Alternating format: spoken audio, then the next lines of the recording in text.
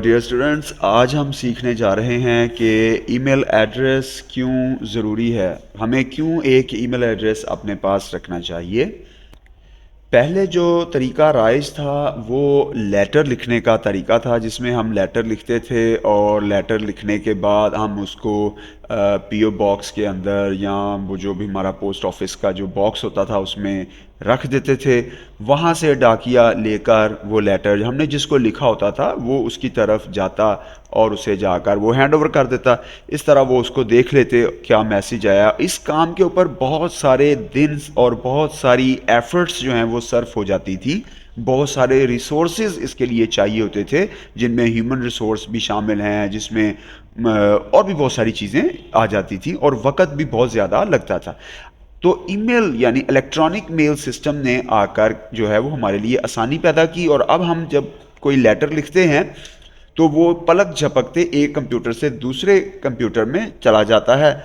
या आप जानते हैं कि अब जो मोबाइल स्मार्टफोन्स हैं वो भी आ चुके हैं, और स्मार्टफोन्स जो हैं वहाँ पे भी ईमेल्स खुल जाती हैं। तो जैसे ही आप किसी को ईमेल भेजते हैं वो ईमेल फ़ौरन उसे वसूल हो जाती है।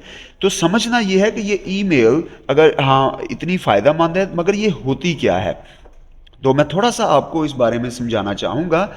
आप नोट करें कि ये एक ईमेल एड्रेस है। ये आप फॉर एग्जांपल इसको देखें, ये john@gmail.com, ये एक ईमेल आईडी है। जैसे abcxyz@hotmail.com, ये भी एक ईमेल आईडी है। abc123@mycompany.com। तो आपका अपना ईमेल एड्रेस भी हो सकता है। आप अपना नाम लिखकर @hotmail.com, @gmail.com, @mycompany.com ईमेल बना सकते हैं। ये जो माई कंपनी है, ये यहाँ पे जो लिखा है mycompany.com, ये ईमेल एड्रेस उन लोगों के ईमेल एड्रेसेस होते हैं जो यूनिवर्सिटीज़ की तरफ से मिलते हैं या किसी कंपनी की तरफ से ऑफिशियल एड्रेस मिलते हैं। ये वो एड्रेसेस होते हैं।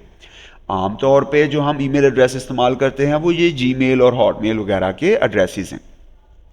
इसमें ये जो एट दी रेट है, साइन ऑफ एट, ये जो एट दी रेट वाला साइन है, इसका जो इधर वाला पार्ट है ये यूज़र नेम कहलाता है, और इसका जो इधर वाला पार्ट है ये सर्विस प्रोवाइडर या डोमेन नेम कहलाता है।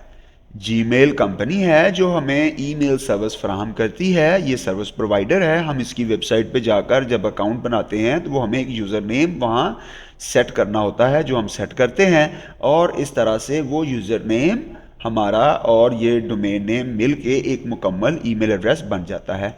इसी तरह जो हॉटमेल है ये सर्विस प्रोवाइडर है, और abcxyz जो है ये इसका यूज़र नेम है जिसने भी ये ईमेल एड्रेस बनाया है, और @ इसको सेपरेट करता है यूज़र नेम को और डोमेन नेम या सर्विस प्रोवाइडर को। ठीक है, तो ये ईमेल सर्विस प्रोवाइडर्स हैं। जैसे इसी तरह जैसे आपने जीमेल और हॉटमेल को देखा, तो अगर कोई कंपनी है, जैसे कोई कंपनी है और वो कंपनी अपने एम्प्लॉयज़ को, या कोई स्कूल है, यूनिवर्सिटी है, वो अपने स्टूडेंट्स को एक ईमेल एड्रेस देना चाहती है जो कि सिर्फ उनकी यूनिवर्सिटी में ही जो है उसका सारा वो निज़ाम वो हो, उसको कंट्रोल करें।